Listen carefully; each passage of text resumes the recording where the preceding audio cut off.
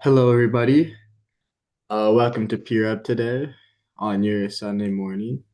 And if you want to look through the session for any information, you can go to the website peer-up.org. And a little bit of an intro for people who haven't been to these sessions before. Peer Up is a student-led initiative connecting students with alumni and professionals for meaningful discussions that address real high school experiences and challenges. And these are some guidelines so that we can ensure a smooth session. Please stay on mute and keep your video off at all times to minimize distractions. And please maintain respectful communication in the chat. However, questions are always encouraged in the chat box at any time. And finally, after the session is over, it'll be recorded and shared on YouTube.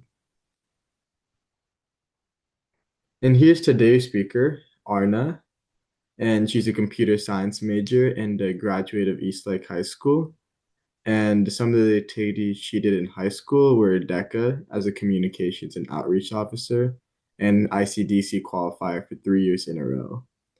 She was an officer in the East Side Youth Board and a National Honor Society PR lead for Computer Science Society and Math Society.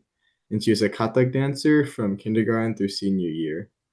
She's a code instructor at Code Ninjas for her high school, and she built a website for a local nonprofit through a summer internship. Through these activities, she developed strong time management, organization, and leadership skills through her work balancing academics, activities, and other activities. And today's topic is going to be about one of her many fields of expertise, and it's building executive function, planning discipline and organization for high school success through DECA. And high school success isn't just about working hard, it's about learning how to plan ahead, stay organized, and follow through. In this session, we'll share practical strategies to build a discipline and executive function skills students need to manage school activities and goals with confidence.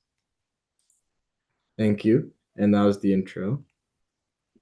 And so now I'll pass it off to Aarna to do a little talk.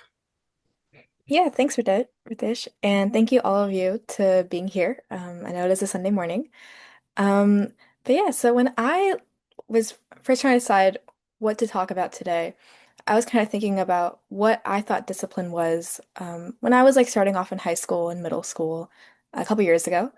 And to me, then I would think of discipline and think of like someone who wakes up at 5 a.m. every single morning, or someone who goes to the gym always before school, or someone who plans out their schedule by the hour and like what tasks they're doing by the hour and follows it. And I was like, I don't think I could ever be that kind of person.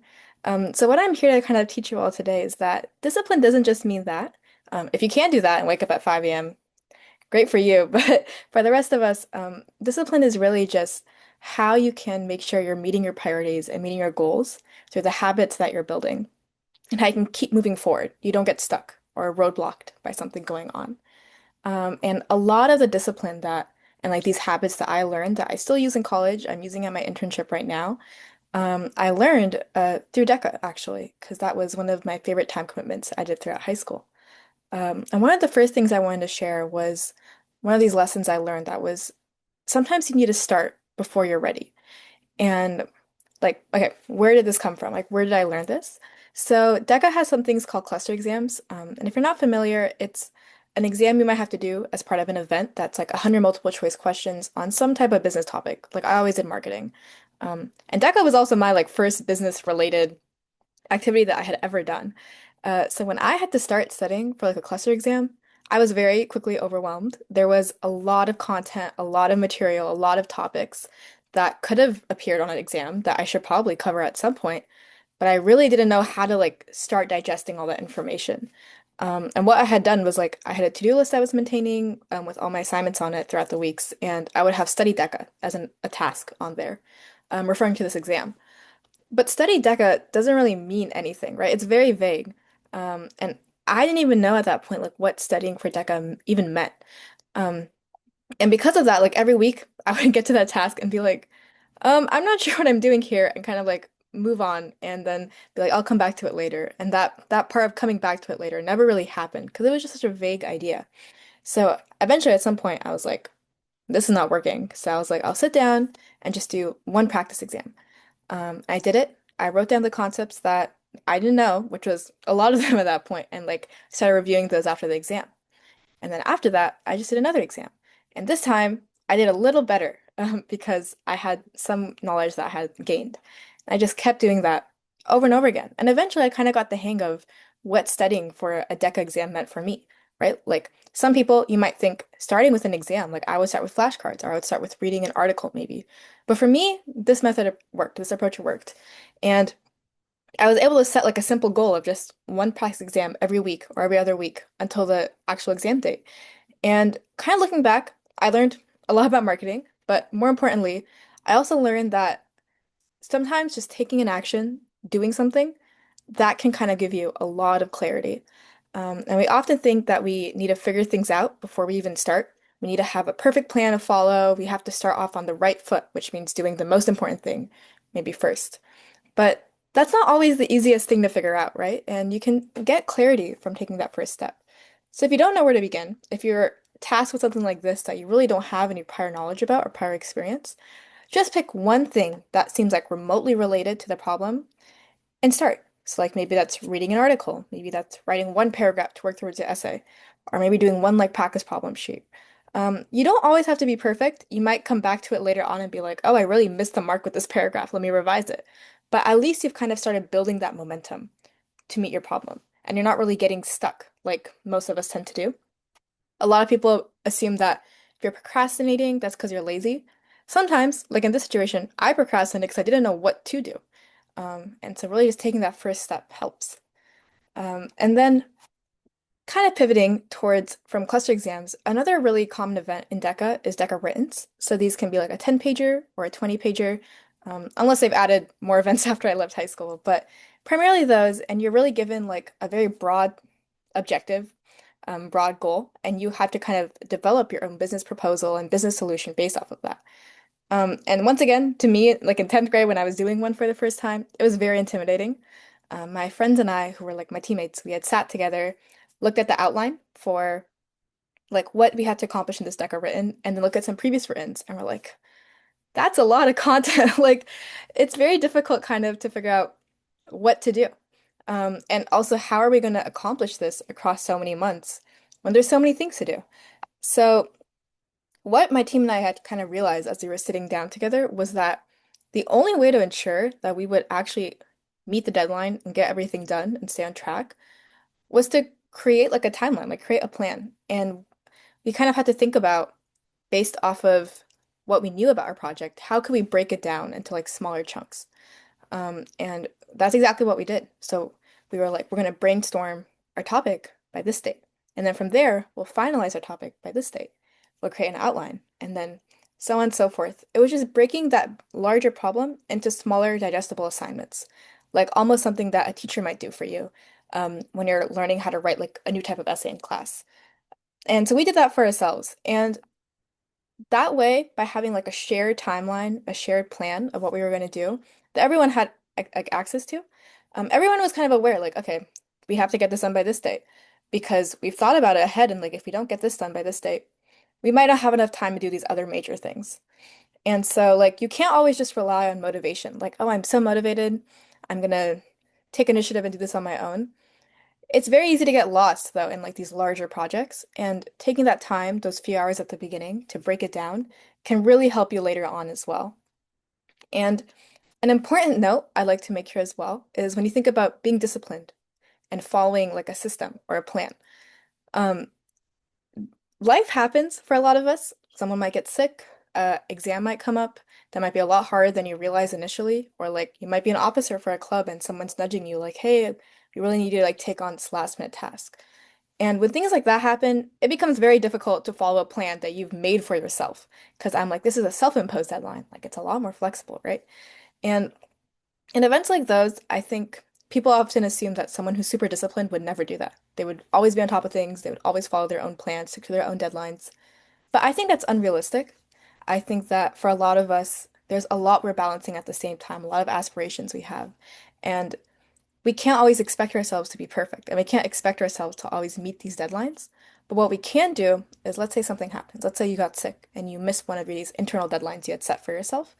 You don't get demotivated. You don't beat yourself over up for it. You don't think, okay, well now it's kind of like this plan is useless because I'm not on track anymore.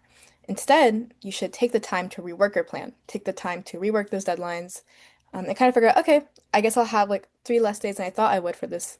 How can I manage that and still make sure I'm finishing all these things on time? That is a very important skill and a very important mindset to adopt. Because if you always expect perfection from yourself, you're most likely not always going to get it. And having that flexibility and having that like grace to deal with those things can be very, very valuable. And for those of you who are familiar with DECA, you may know there's another type of event that I haven't mentioned, which is role plays. And in role plays, you get maybe 10, 30 minutes, depending on the type of event, with some sort of prompt, and you have to create a business solution, assume some very professional role, and then immediately go present it to a judge. It's very impromptu. It's not like a script that you can just like prepare from ahead of time, but you really just have to kind of like lock in and just come up with it on the spot. And that is a very different experience from anything, once again, that I had done before in ninth grade. And I was like, oh gosh, like how do I prepare for this? And I was thinking, okay, maybe I'll practice in front of a mirror, maybe try doing things like that. But I quickly learned, for me at least, practicing with just myself is very different from practicing and presenting in front of someone. So I was like, I'm gonna practice this role play in front of my brother and my mom, my friends. And that was very uncomfortable. That was very awkward. Trying to assume like a very professional business role that everyone knows you're pretending about, and trying to like pitch some like super like last minute business solution that's very much like gonna have some holes in it, some flaws, because it is impromptu. That's like the nature of the event. Um, and I was like really worried about like this is gonna be so awkward. I don't want to do it. Maybe it's not worth it.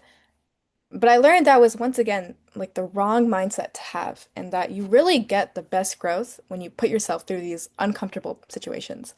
Um, to build confidence, and things like this, you need to kind of go through these uncomfortable experiences sometimes. And regardless of like how you may feel, if you're able to have that drive, push yourself to do it, it will benefit you a lot in the long run. My first few role plays didn't go so well, but the more I practiced, the more I learned, and the more confident I got in my own like presentation and skills and stuff like that. And that helped me go to like ICDC, I think. So I would definitely recommend, if there's ever a situation where you feel like there's like an uncomfortable way that I could maybe that, but that could help me a lot. It's probably uncomfortable for a reason, because that is a skill that you're not as confident with that might help you later on. Like public speaking, interviews, leadership. For me in college, we have a lot of career fairs, and talking to recruiters can be very like intimidating, very stressful. But if you kind of push yourself to practice, push yourself to talk to more people, it becomes easier. So you really have like the best growth through those uncomfortable situations. And based on kind of like these three like overall lessons that I learned that I chose to share with you all today, the thing I want to highlight is I learned them through DECA. I learned them through taking on something I didn't know much about and working my way through it over the years. But I don't think I left those lessons with DECA. They definitely still help and apply to my high school life, the rest of my high school life, and definitely my college life. All the time, I find myself being like, wow, I'm really glad I built that habit in high school, because now in college, I'm not left trying to scramble and figure out what works for me. How do I manage my time? Because I have those habits from before. So even if maybe these aren't always the habits that work best for you, I would still encourage you to try new things, try building these habits for how you can manage your time, how you can handle multiple priorities and meet those goals you're setting for yourself. Because the more you practice, the more you learn from that, the further it'll carry you on later on. But yeah, so thank you all for listening. And I hope that you're able to take away maybe a few lessons from that. Yeah, thank you. Thank you, Arna, for your talk. So you mentioned skills like breaking bigger tasks into smaller ones and being more flexible, and also like having habits, like setting a timeline. So when you look back at high school, what is one habit or skill you didn't realize you were building at the time, but now you really like you're glad that you did? Yeah, that's definitely a really good question. I think something that I mentioned but didn't highlight as like a habit was me writing my like to-do list down. Now that sounds very like self-explanatory, like, oh, you have a homework assignment due on this date, just like write it down. Um, but I am kind of lazy and would tend to not do things like that. But in high school, I kind of forced myself because the more tasks I had, the more things going on, I was like, wow, I really need to stay organized with my deadlines.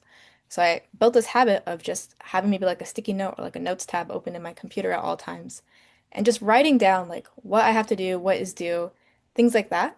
And I still do that right now. It's definitely something that sounds self-explanatory. It's like, oh, like I definitely know it's due on this day. Why should I write things down? But later on, as there are more things you're kind of balancing in your life, having that level of organization can really save you. And especially in the event where maybe you have a lot of things on your plate and you forget something. Well, now you won't forget it because you have it written down in the place. A lot of students hear discipline and think that it sounds boring or restrictive.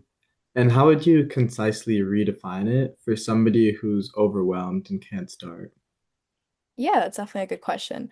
So I think the main thing that differentiates discipline from that kind of stereotypical definition is that it's not about being rigid, but really you're kind of planning, prioritizing, and organizing so you have the room to do things that you really actually want to do.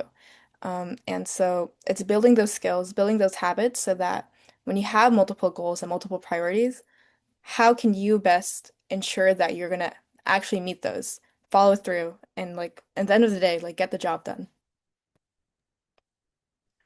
You mentioned that having like an hour by hour routine seems like very unrealistic, but could you walk us through a routine that you built in high school that really paid off for you? Yeah, so I guess something I could talk about that I didn't mention earlier was my experience studying for the SAT. I personally didn't quite enjoy like that whole like SAT types of questions. Like it wasn't my favorite thing to do. But something that I tried out actually was on Saturday morning at 8 a.m. That's when the actual exam ends up happening. So I decided that every Saturday at 8 a.m. I was gonna give like a practice SAT exam. I would go to like the library, maybe go to a coffee shop, maybe just do it downstairs.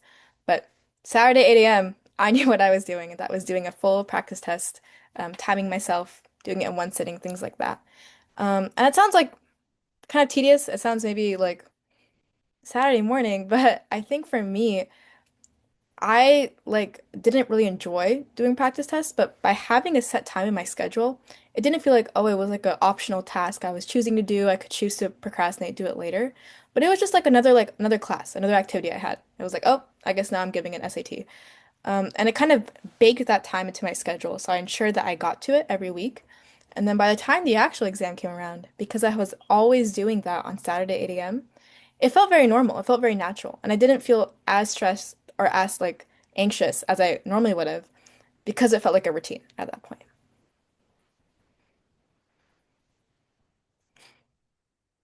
So you mentioned like how you were able to stick with your routines because you just kept doing it and kept pushing and eventually it stuck. But how did you make sure that on like the days before or on like Friday nights when you got invited to a party, what did you do when that would influence your routine? Yeah, I wouldn't say it's always easy sticking to a routine like that. However, I think the biggest thing for me was not setting unrealistic expectations, but something I knew I could do. So, like for instance, I like sleeping in a lot. So doing something both Saturday morning and Sunday morning, well, that would kind of be like not as optimal for me, right? Um, so like if I knew I was going to be doing something Saturday morning to work academically, maybe my Sunday morning, my Sundays I would save more for social time, things like that. So it's kind of finding that balance and that compromise. What can you push yourself to kind of do on a weekly basis, on a daily basis, but also understanding like, like I really need my 10 hours of sleep. Maybe this isn't for me, but maybe like an afternoon thing would be better. Or maybe I really want to have that time to hang out with friends, but maybe I can dedicate a separate day to that. Finding that balance and compromise really helps. I know you already kind of talked about this, but when like life gets in the way and you have a test next day or a deadline, a family commitment all at once, how do you figure out how to prioritize on what you need to drop and what you need to focus on? Yeah, that's definitely, I think something that easier said than done. And it's probably a situation that a lot of you guys might be faced with later on. For me, at least, I think the biggest thing was if I had multiple tasks to do, what were kind of like the non-negotiable ones, the things that, regardless of what I got done, those ones had to have gotten done. And a lot of times with like officer positions, like I didn't really talk as much about it, but I was also like a DECA officer. And I handle like communication. So if the members have to know about like some upcoming deadline for registration or like some upcoming important meeting, that's like a non-negotiable. I can't forget to inform them, especially when we have hundreds of members in our chapter, because that affects so many people other than just me. So I would always prioritize getting those done, because at the end of the day, those are commitments that you made to other people. Um, and then other things like maybe there's an assignment I wanted to stretch across 2 days, and now I have to do it on one day. It's unfortunate. It may not be the best situation, but those are have a little more leeway, so I could maybe push that back. And I think the best thing also to do if you're ever in the situation is communicate. If it's like a group project, you have a co-officer. Sometimes people might be willing to take one for the team and kind of help you out a little, and then in the future you can kind of extend that same offer to them back as well. You mentioned earlier in your talk that your habits that you built during your high school and during DECA, they carried out through DECA. How would you say that they affected you outside of DECA, and how did they carry on into college and help you? Yeah, that's definitely something I wanted to emphasize. And something I've come realized when I came into college and like met a lot of people is I had a couple of friends who were the type of people who were like, I never had to study for anything in high school, and like I never like I had so much free time and this and that, which is like great for them. But when schoolwork starts picking up and you're in like an academically rigorous institution, you have a lot of classes that are known to be pretty difficult. You're kind of learning how to study for the first time and how to manage your time for the first time, and that adds up. And then I had a very different experience because in high school, like I had to learn a lot of these time management skills. I had to learn what habits work for me. Like, how can I organize my time best? And because I had kind of played around a little in high school, did some trial and error there. By the time I got to college, even though like the work I was doing was a lot more difficult than high school, I was kind of walking into it knowing that, okay, at least I know how to organize my time, how to dedicate time. And I was also able to, because of that, have the freedom to kind of take on more things. So like I was able to like join a competitive dance team or be a tour guide. And that's because of my time management skills that really ensured that I was on top of my schoolwork, on top of like recruiting applications and things like that.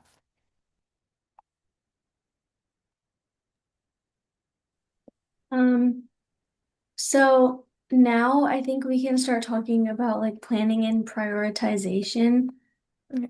You already talked about DECA events, and they involve massive, like 20-page business proposals. So, how did you and your team even start something that big? Yeah, I think a big thing for something that's like that big is figuring out kind of like what I said earlier, breaking things down into smaller tasks. But I'd also like to add figuring out what has to get done first. And that's not always inherently obvious. I know that I had mentioned earlier, like starting can be the hardest part. But there are like some things that have a natural order to them. Like for instance, the Deca written, you can't really start doing like a survey or an interview, or you can't start writing a section if you don't know what your topic is to begin with. So inherently, that brainstorming process has to come first. And then like essentially like additionally like data you might get from research, well, you want to build your proposal off of that data so you can support why you made that proposal, right? So that inherently also becomes a sequential process. So definitely break things down, but then also as you're breaking things down, making like a timeline, think about, is this a reasonable order to do things in, or is there maybe information from like step C that affects step D, so I have to do it in that order, and make sure you're kind of like planning for that as much as you can. In group projects like DECA, there are definitely times when your group mates and you get in a gridlock and you guys can't get work done. And what is the worst kind of group project gridlock, and how do you avoid it? Yeah, that's definitely something I think that a lot of people end up experiencing. And I would say the worst type of gridlock is when you're kind of waiting on other people. And that tends to happen if you're waiting on other people to finish something before you can even begin a task. And that's like a very not optimal situation to be in. Unless like you've already decided like this week I don't want to work on Deca, the next week I will. But if you're not in a situation, I think the most important thing to do is try to figure out how can you do things in parallel as much, right? If you have three people on a team, it's best to utilize all three people's time as much as possible. And the best way to do that is by not always just waiting on one person to finish something, then the next person can start, then the next person can start. That's almost like you have like one person working on the project. But doing things simultaneously, maybe one person's working on finances, or one person's working on explaining our features that we're proposing. Those things can happen simultaneously. And figuring out how you can parallelize your workflow as a team can best help you avoid that type of gridlock. So kind of going to a different direction. College applications feel huge, especially with essays, recommendations, deadlines, and supplements. So how do you take something that big and make it manageable? Yeah, that's definitely, I think, something that most of us definitely will experience. And I would say for me, it was once again a lot of information. Different colleges can have different requirements about supplemental essays, standard essays, this teacher rec, this SAT score, this supplemental thing you can send in, things like that, right? And if you miss one of those, well, that's kind of like a very difficult, like unfortunate situation to be in because you might put in all this effort into the rest of your application, but missing one thing will kind of like null your application. So to best avoid that, I honestly had like a really huge spreadsheet, and for each college, I had to note down what were all the things that had to get done. And as that things were getting completed, as things were getting finished, I would be very organized and just like indicate that on my spreadsheet. So that way, if the deadline's approaching, I can do like a last check, like a sanity check. Did I actually turn in everything I needed to? And sometimes if I'd be like, oh, I completely forgot about this, well, at least now I know about it before a deadline and I can go back and get that in. And just being organized, making sure you're on top of things, and also starting early. Starting early makes a huge difference. It's always better to have too much time to do something than too little. When looking at massive tasks like college applications, it's difficult to get started on the first step. And what's your trick for not procrastinating on that? Yeah, this definitely goes back to that first point I made about um, that first step, just taking an action, whether it's the most efficient action or not, can kind of give you that momentum to get off the ground and start moving towards that um, like large task. And thinking about things like college apps, like I was also very intimidated about like I don't really know how to get started, but maybe sometimes just picking like one essay that you know you're gonna have to do regardless, and just be like, okay, this like next few days, I'm gonna try getting this essay done, or at least like have like a draft ready.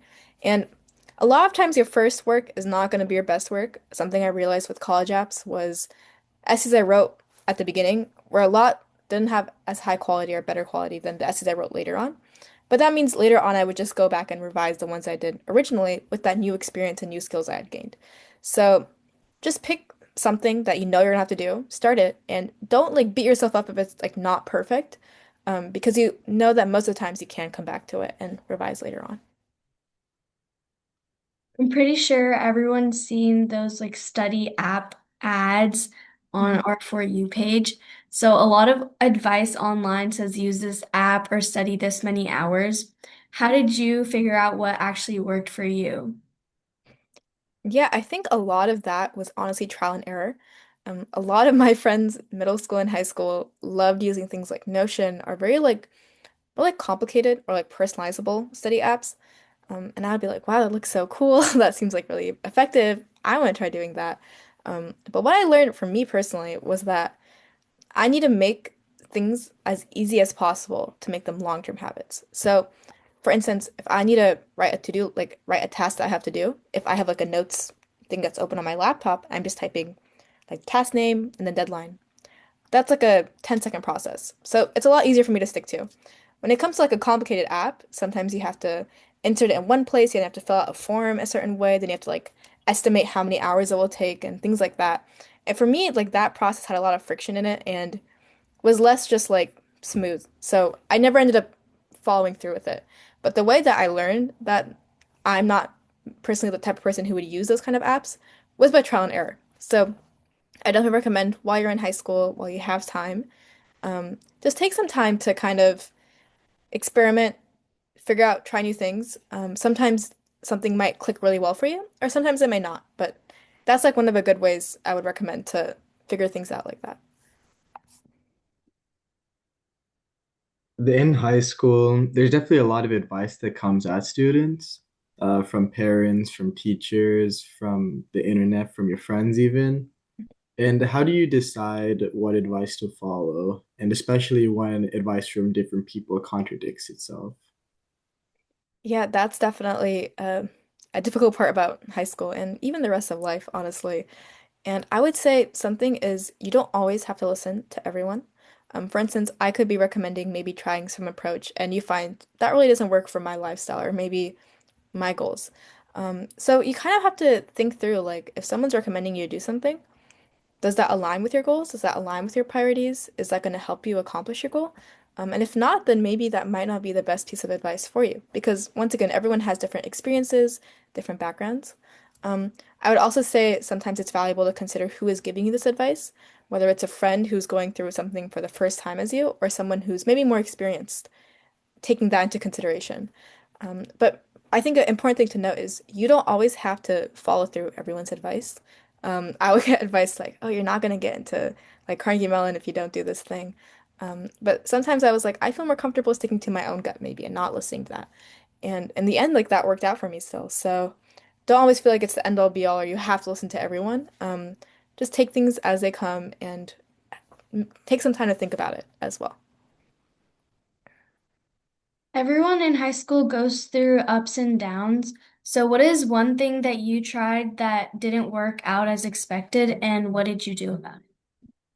Yeah, I think that my first time studying for AP exams in 10th grade went a lot differently than how I thought it would. And I think that's because I didn't do things the way that I normally do things, but I tried doing things the way I saw others. And it's like I did the same thing that everyone does. You buy like the AP prep books. I think this is for AP chemistry, and I like was like I'm gonna read the entire textbook and then start doing practice tests because it's like a good way to review content. And for some people, like some of my friends in college, that is the best way for them to study. For me, I do not have the attention span to be sitting there reading a textbook and every single chapter back to back. Um, Very quickly, I run into a situation where it's like an information overload, and things aren't like I'm not retaining information, things aren't sticking, and it's not a very effective study method. So at some point, I like abandoned that idea because I was like, this is just not for me. And went back to my approach where I focus a lot more on getting as many practice problems done as possible. For me, that's a lot more engaging. I learn a lot more, and if a problem comes up where it's like, oh, I really didn't get that right, then I can review that specific chapter, and that's like a lot less intimidating. And so I kind of learned that just because things work for your friends or the people around you doesn't mean that the same thing is going to work for you, and that's okay. Kind of have to figure out like what things can I follow and what things can I try and what things maybe if they don't work, now you know at least, and now you don't have to do that same thing again. When you applied to university, you applied as a CS major, and you also applied to a highly competitive CS university. But in high school, you participated in activities like DECA, dance, NHS Youth Board, and things that don't really apply directly to CS. And why did you do that? Yeah, that's definitely a good question. I think that there's inherently a lot of value in exploring your own interests, especially at a time like high school, where there's a lot of these opportunities available to you. And for me, I knew that I really love CS. I probably wanted to go into CS, but that wasn't like my only interest. I had these other things I also wanted to try out. And looking back on it, a lot of skills I learned in other things that I did in high school affect me even in my CS career. So like with DECA, I learned a lot about like customer obsession and having a target market and things like that. And those are the same things I use when I'm making my design doc for my internship, which is very CS heavy. Or a lot of these leadership positions taught me a lot about public speaking, and that helps me in interviews. So for me, like kind of branching out and trying different things taught me a lot of like skills that ended up helping me later on. And I also do think like sometimes being able to combine like your passion, like for me, CS with something else is also a very interesting field. A lot of people right now end up going into jobs where they're using a lot of CS skills, but they also have some other background knowledge from a different field of interest that helps them in that industry.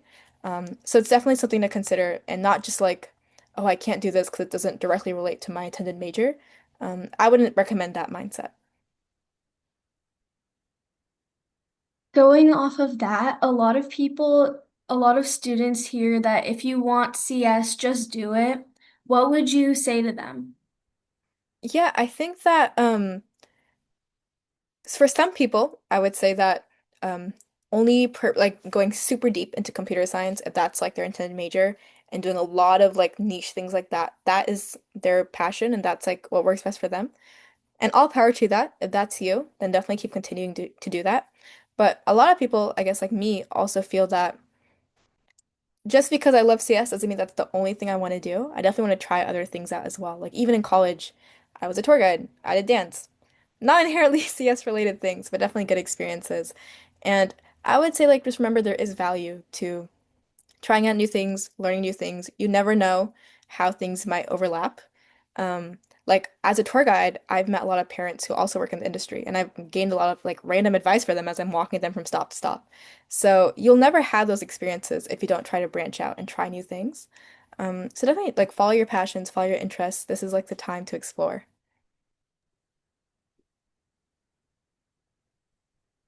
You mentioned earlier that you figured out you weren't really the type of person to use apps or tools and you figured things out through trial and error.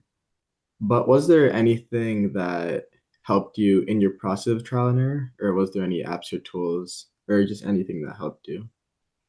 Yeah, so I definitely think like I don't like writing things down in a very like fancy, like sophisticated way or whatever, but definitely writing things down to begin with is very helpful. And for me, the notes app or like when we had like my school laptops, I use sticky notes. That's like something that's always very easy to access. It can always kind of be in the background of your tabs. And for me, that was like the easiest way to make notes to myself, make to-do lists, things like that. Um, Something else that I used that I also really enjoyed was I started using like OneNote and things like that and just having like a centralized location of notes.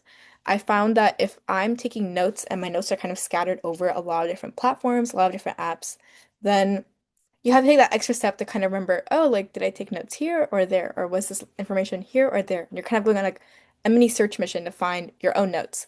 So for me, just being very like organized, but also just having everything kind of in one place was a lot more advantageous than trying out like maybe these notes are on my like a physical notepad and these notes are in this application and these notes are in a different application.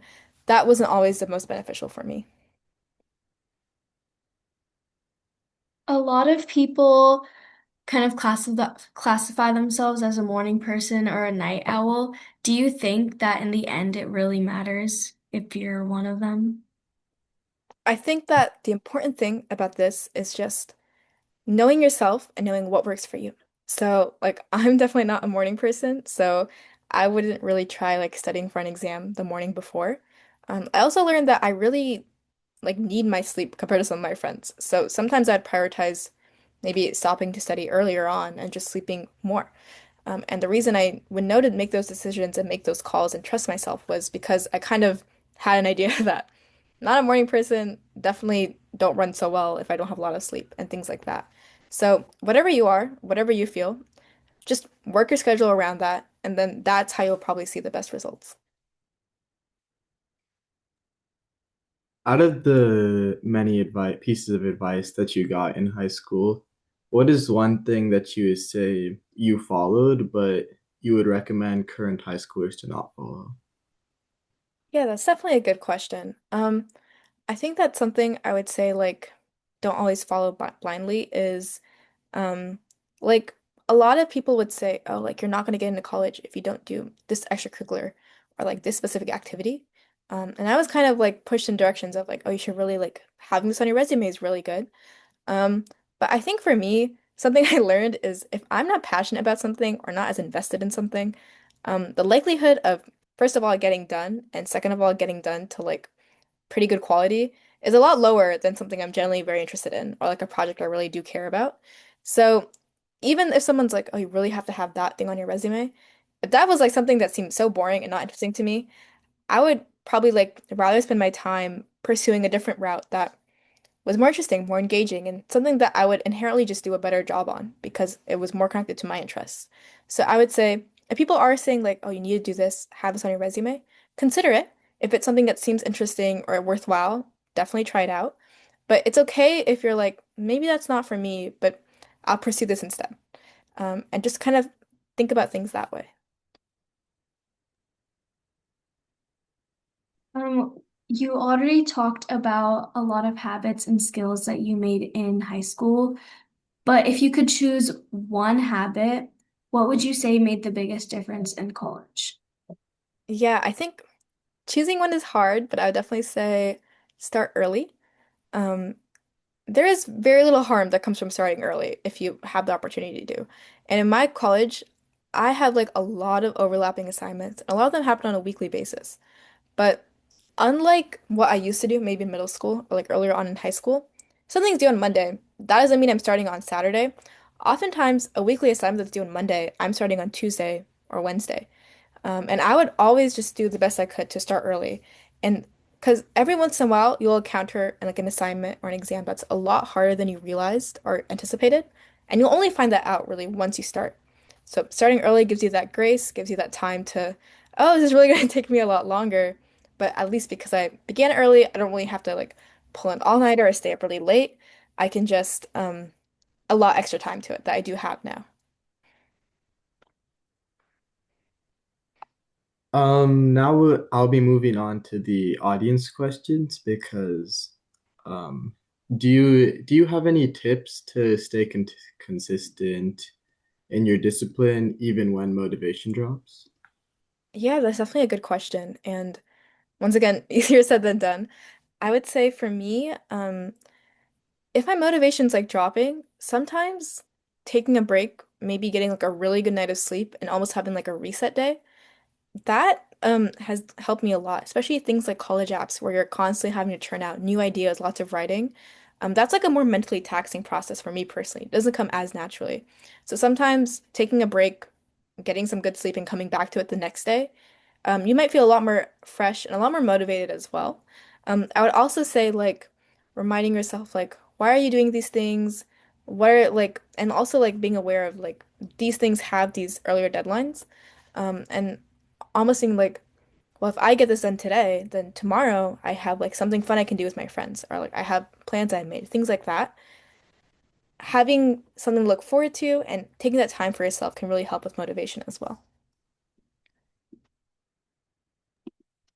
Are there any time management tools I can use when school gets very busy? Yeah, that's a good question. As I mentioned like earlier, I'm not as like savvy with the super like niche tech like organizations tools, but I did have friends who use like Notion. I've had friends who've used like physical planners or even like digital planner templates that they would like download to Word or Google Docs and fill out. Because they liked having like the prompts and things like that.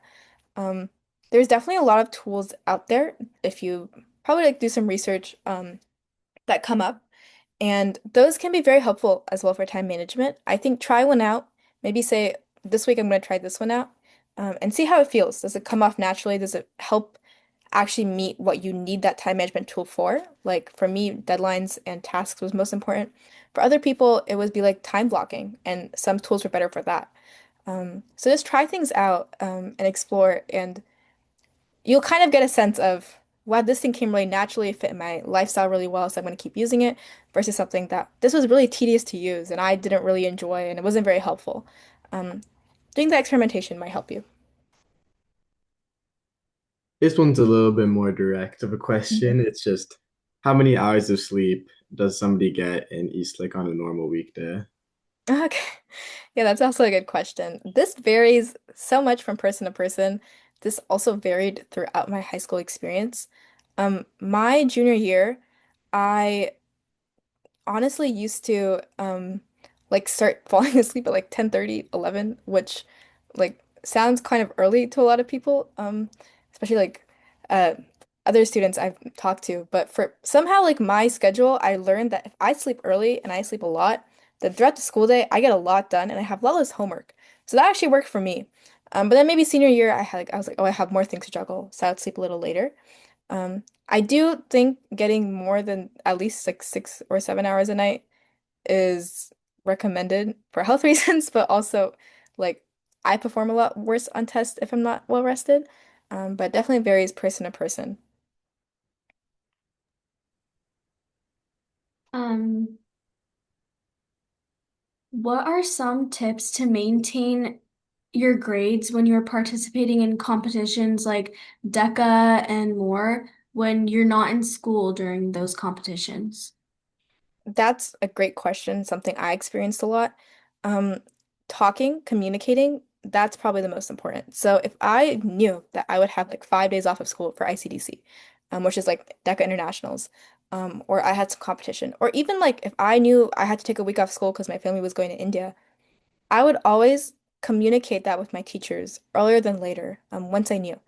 And that I think made a really big difference. Um, a lot of times, like maintaining grades when you're not at school comes down to like making sure you're getting your tests in, making sure you're getting your assignments in, and not falling behind. Especially like ICDC happens right before AP exams.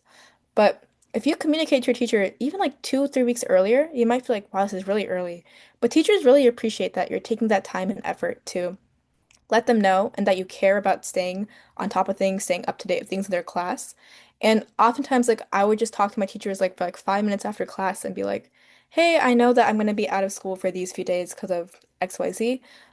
What can I do to make sure I'm not falling behind this class? And they would be like, yeah, that's great. Maybe you can start this assignment before you leave. Or maybe I can send you the class material sooner than later so you can review it like on the plane. It is like not easy, I would say. You might have to be like, oh, I'm at a competition, but I'm finishing assignments on the side. But definitely recommend communicating to your teachers sooner than later.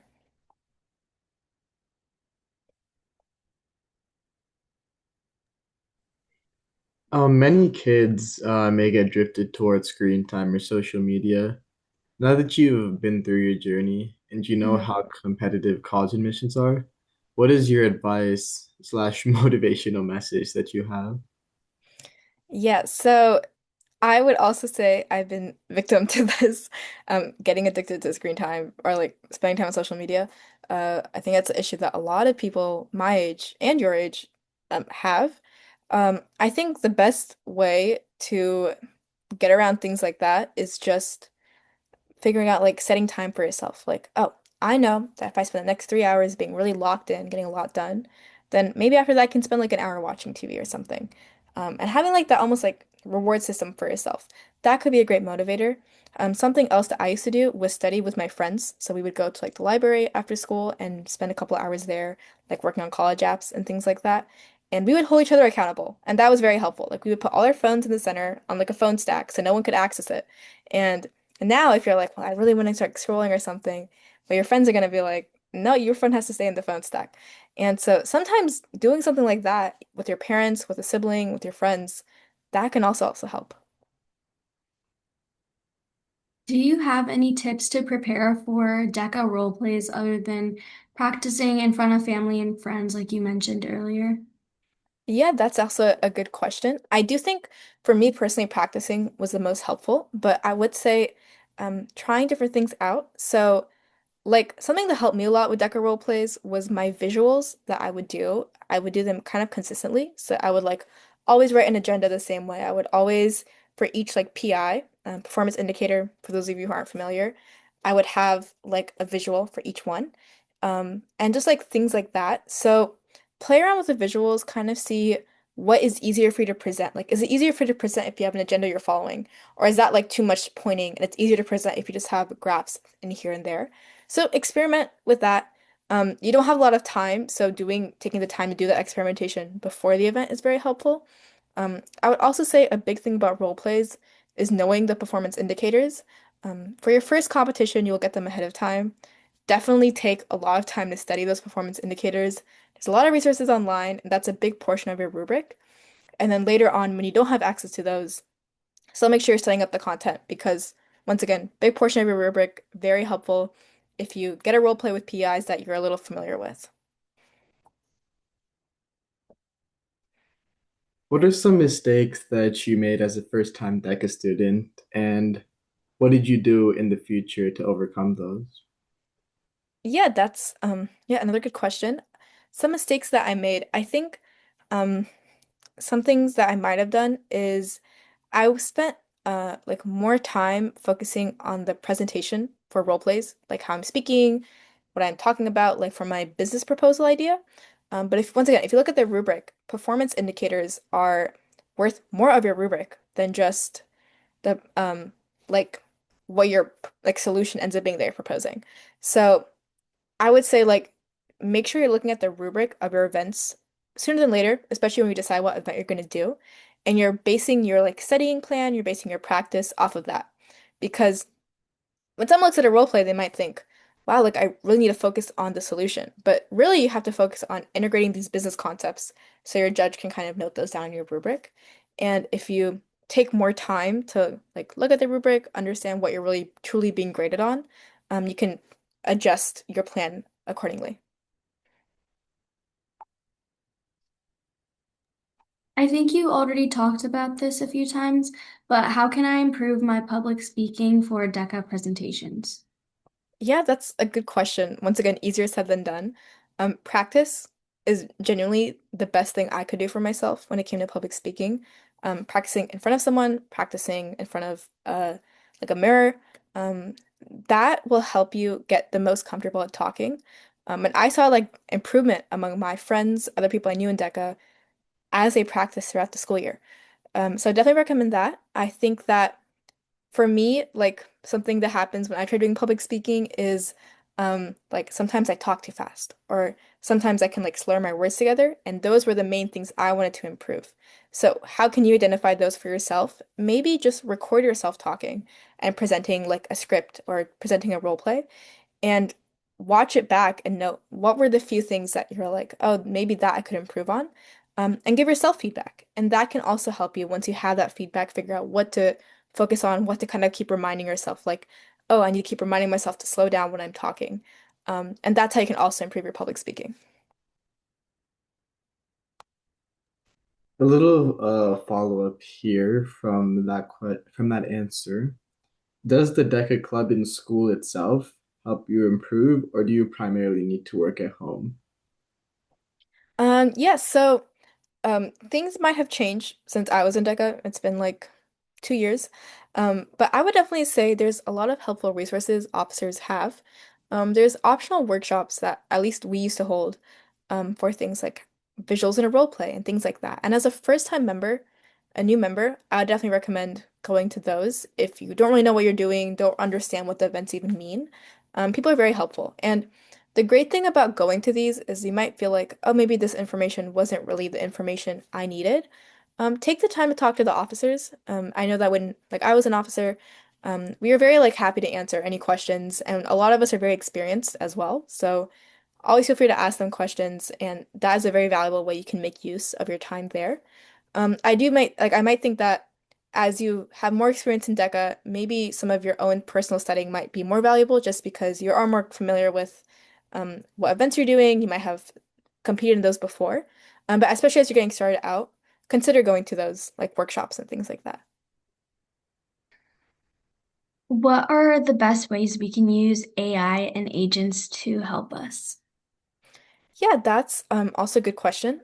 So I personally, when I was in high school, didn't use like AI much for anything. I think that became a lot more integrated into my lifestyle in college. What I would say, AI is great for helping you study for things. I use it all the time for exams in college. If you give it content, sometimes it can make practice questions, practice problems. Sometimes if I have like a textbook, I can give like an AI agent like or like an LLM like a chapter and it can summarize like these are the key points or even like these are the formulas you have to know. So you can almost use it as like a mini like study tool. Like sometimes if I'm doing a practice problem and I'm like really stuck and I don't understand the solution, um, now like earlier I would just be like stuck and then maybe have to like ask someone, but now you can get a lot more like instantaneous feedback because you can just ask it, hey, this is the practice problem, this is the solution. Can you walk me through step by step? And doing things like that, it can really help you understand the content, digest the content, almost like have a personal tutor with you. So I would recommend things like that probably. How did you balance exploring your interests while still doing extracurriculars that were helpful for your college applications? Yeah, I think for me, honestly, a lot of my interests ended up being extracurriculars I talked about on my college apps. And I was able to kind of tie things into like even if it's not inherently a CS related thing, I could kind of frame it as like, well, I learned these skills that would also help me as a CS major. So in that way, I kind of balanced it by combining the two. But like if you're really interested in like art or like painting, um, you can still talk about that on your college apps. So don't feel like, oh, this is like a personal hobby. You can probably find a way to make a story from a personal hobby that like works in a supplemental essay. I would say that it's good. They schools do care about demonstrated interest. So if you know what major you're applying for or what program you're applying for, still try to explore more of that as well. And hopefully that is your passion, which is why you're applying. Um, and but as long as you have like some form of demonstrated interest and you're like pursuing that, I would definitely say it's worthwhile to pursue an interest and even incorporate that into your application as well. The next question is, do you have any tips for students who are nervous to join DECA? Yeah, I would definitely say just try. Just go. I made some of my closest friends who I still like love talking to through DECA. And it's a very fun club. It's a very welcoming club. And there's a lot of different types of events to do as well. Like if you want to spend less of a time commitment, role plays could be great. If you don't like spontaneous impromptu things and would rather like write a lot, do written. But like I would say just try. And if you do it 1 year and you're like, wow, I really didn't enjoy that event, then try maybe something different the next year, or maybe like something else. So, just like try it out, look at what's interesting. I would say to be less nervous, practice once again helps. And if you ever have any questions, like always feel free to ask the officers or ask any friends you might know who are doing DECA. Like just know that it may seem intimidating or like a lot of new information, but all of us had that same experience when we were starting out. So you're not alone. Everyone's very nice. No one has any like ulterior motives in that way. Did you also improve with answering icebreaker questions because of DECA? Mm, when I'm not sure what you mean by icebreaker questions specifically, but in general, like answering questions on the spot, talking on the spot, I feel like I definitely improved because of DECA. For role plays, they'll ask you a few interview questions at the end. Like a judge will ask you, and you'll have to come up with an answer on the spot. And easier said than done, but having that practice and that experience definitely helped me now with answering questions I may not be expecting or having to come up with on the spot, which happens a lot of the time in interviews as well. So, very helpful skills. How do you balance staying disciplined when being flexible when things don't go as planned?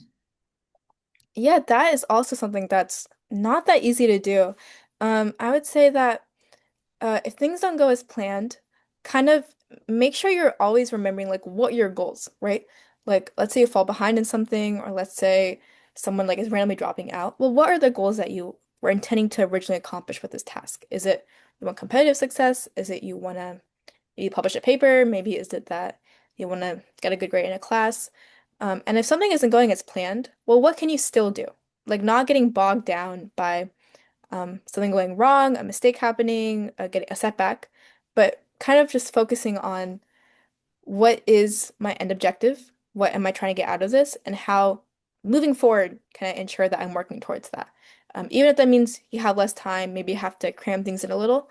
Having that mindset means you're not wasting time being like, oh, this is so unfortunate, like it's such a difficult situation to be in. You won't waste as much time doing that if you have that forward-thinking mindset. Do you have any tips when you have already missed your own deadlines and you start falling behind to catch back up? Yeah, definitely revisiting, like if you made your own deadlines, you probably have maybe like a larger task at hand or more deadlines coming up that you made for yourself. So revisiting those, thinking, now that I have maybe like 5 less days to do this, what should I do? Sometimes if you have something that's like a personal passion project and there's like no actual set end deadline, you can like push everything back like however many days you missed, and just restart, kind of like restart, refresh, whatever. And if it's like a set deadline that you can't change at the end of the road, just like try to rework. Like sometimes just take one day off of each task you have coming up.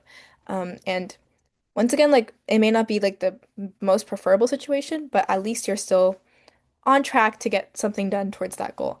Um, but I would say the biggest thing is if you're falling behind, um, don't just let it keep happening. Maybe do some internal reflection, like why did I miss this deadline?